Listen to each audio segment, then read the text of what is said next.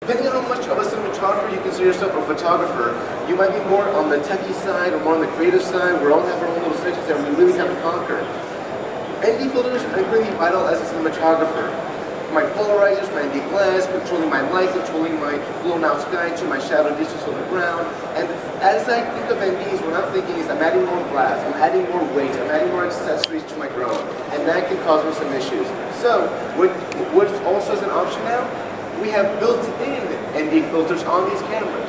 So again, when I was talking about those 2.7, 2.3 pounds, this includes the ND glass already inside the camera itself.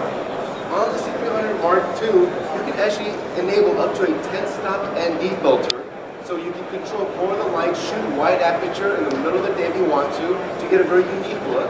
On the XC10, built-in NDs up to 3 stops. And again, of course, on the 5D, no ND built-ins at all. I have to add accessories and add more weight on the back end. And remote shooting. This is one which is really big when you have the camera away from your hands, of course. Can I control my settings? Can I look at my frame? Can I change the shutter, the aperture, or the color profile while the camera's up in the air and while I'm taking my shots? Well, you actually can, depending on which body you go with. And it looks a little bit something like this.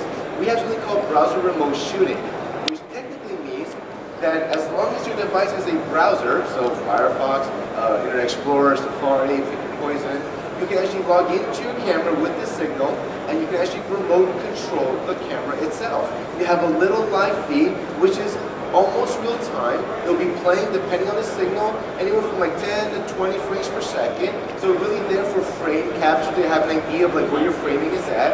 As you can see from the screen also, I can trigger record, stop recording, change my shutter speed on the fly, enable or disable the ND filter, this electronic wheel coming in.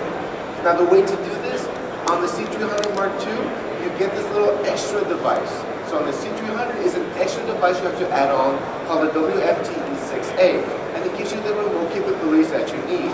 While on the XC10, it's actually built in. So on the XC10, lock fixed zoom lens, Wi-Fi built in.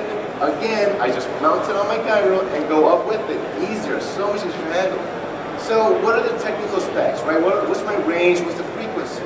So on both the XC10 and the WFT, you can either pick 2.5 or 5 gigahertz. So you can pick either radio frequency depending on which one you're already using to fly your drone and get your radio signal out. The range we like to say is about 100 meters. Now that's of course in a perfect world with line of sight, nothing in between, in the middle of the desert where nobody's using their cell phone, right? So that's in perfect conditions. So really, from our experience, 100, 150 feet is really the more acceptable when you're in the middle of the city like downtown LA and that can still kind of control that camera up there. And again, it's browser based. So the idea is that you can kind of basically log in using anything like a Kindle Fire, iPad, iPhone, and control it from your device, again from any of your electronics browsing capabilities. So, we talked about the remote shooting and how it's optional on the C300. XC10 is built in already to go. And on the 5D, we do have wireless control on the 5D, but it's really designed for the still capture needs, not really for the cinematographer at heart. And then clean HDMI feed, right? If you're one of the guys that do the first-person viewer glasses and I exactly see where my drone is flying around, I need a clean 1080 signal out of that camera so I can radio it over using either something like a Parallax, a Teradek, or a DJI Lightbridge, pick whichever one you like that you're currently flying with. And I'm happy to say, of course, with all these cameras, you do have a clean HDMI out feed coming out, so you can easily utilize that without any problems. You won't see all the information in front of those glasses. So we were talking again on one shoot. We were on a shoot a few weeks ago in Salt Lake City, beta testing the XC10. As you can see, the camera's right there inside the movie rig. And the first thing the cinematographer said once we rigged everything out was, "I don't feel the camera." That was the first thing in his mind, because he just came off a shoot with the red, and he was just kind of like, my arms are so sore, just running around all day with it. The only thing you really feel is the movie rig itself, this incredibly light camera. And it also features a tilt touchscreen LCD. So while he was setting up the menu settings and the image control, he had no issues at all with operating. It was easily accessible for him while it was inside the movie. So We talked about a few of the specs, and one thing I want to talk about before we wrap up the end of the presentation is color control.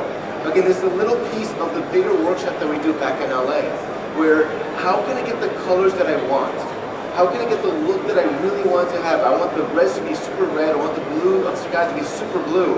Well, we like to call it picture styles or picture profiles, depending on which camera you're shooting with. On the XC10, it looks a little bit something like this. Looking styles, so the look settings, you hit that button and you have a list of options. Each one of these different options on the right of the frame gives you different color capability. You're basically telling the camera how saturated, contrasting, or unsharpened you want your video to be. And it affects your video dramatically. So on the SLRs, it's inside the creative button, like on the 5D. Now, usually we do this presentation in a much darker room where you can really see the difference in color. So for the sake of description, I'm going to talk about exactly what's happening to my color on my right of the frame. So, the first picture style, if you shoot with a Canon camera, from day one, is called the standard picture style mode. This is when you'll be shooting your videos and photos from day one. Basically what it does, it adds saturation, contrast, and sharpening to the entire photograph and the video. Just a little bump to the image. It gives it a pop feel. And that's basically it. And most people are happy with it, and you should shoot in that mode. But what people don't know is that you have more options. You have something called portrait. In portrait, what basically happens is that it enhances the magentas. A lot of people think that was this portrait mode, so we take all my portrait video or stills using this new picture style that I just found. But if your model has a few red splotches on her face, they're going to really pop when you shoot in this color profile. So it's not really recommended for that. But if you're in a scene where the main subject, the talent, the car you're flying over is a red car, you want that red to really pop, the portrait mode would enhance a bit more the magenta range. Now the opposite of that is the next one called landscape. This is the one I recommend highly for those of you that do not do post-coloring, right? In the end, if you're a post-colorist, then you don't want any saturation. You want your video to be super flat so you can color it in post. But if you don't know what Blackmagic DaVinci's coloring system is, or you have no time for that, landscape will saturate the blues and the greens. And that's basically it. It adds more contrast and it really makes the blues and greens pop. So shots of a beach, shots over a forest, over a golf course. Landscape mode will just make those colors pop right out of the screen. And it does a really good job at doing that. Neutral and faithful, basically what they do is that they are the opposite of the others. They will desaturate, lower the saturation, move a little bit of the color and the light out of the image for whatever reasons that you want. Neutral and faithful, these would be the ones that DPs will tend to shoot on if they want to do heavy coloring in post. It gives them an even canvas to work off of for the post-coloring workflow. If you aren't that type of a shooter, you might want to walk away from these and look at standard, portrait, and landscape to get the look that you want. And then of course we have monochrome, which is really straightforward. It lets you shoot black and white video and stills. So instead of doing it in post, you're doing it in the camera already. So you pick what type of look that you actually want.